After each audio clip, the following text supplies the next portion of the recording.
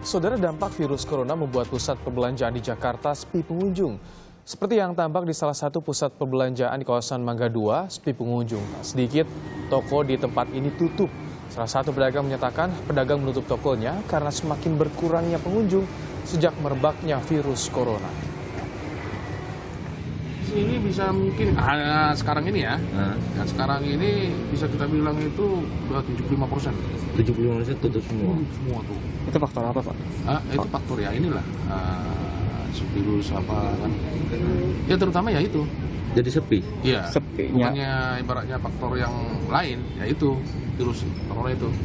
Nggak jadi sepi semua ya, Pak ya? Dua karena pengunjung juga kurang, Pak ya? Iya otomatis. Jadi ibaratnya orang daerah itu juga kesini juga mikir. Karena satu apalagi kan ini kan Jakarta, terutama Jakarta kayak ini yang paling banyak yang ininya kan, yang kena itu virus itu. Selain Mangga 2, pusat perbelanjaan atau mal di Jakarta juga sepi pengunjung. Salah satu mal di kawasan Senayan, Jakarta. Di sejumlah gerai di mal ini tutup, salah satunya bioskop. Penutupan dilakukan setelah adanya surat edaran dari Dinas Pariwisata DKI untuk menutup tempat hiburan dan rekreasi. Sudah ada rekan kami Cindy Permadi di kawasan Senayan, Jakarta yang memantau kegiatan pusat perbelanjaan di sana.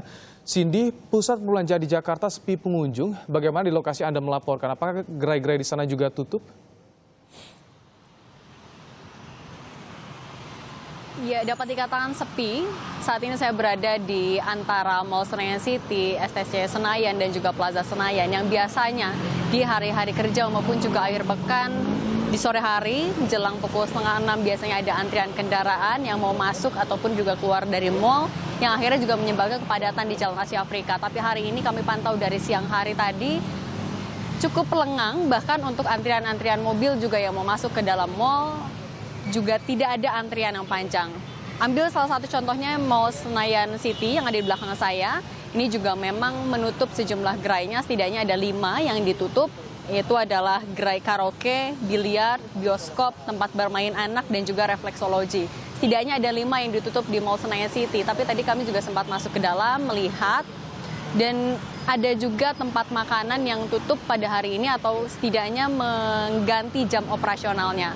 Mall Senayan City menjadi salah satu juga dari pusat perbelanjaan di Jakarta yang mengubah jam operasionalnya. Kalau biasanya beroperasi atau dibuka selama 12 jam dari pukul 10 pagi hingga 10 malam.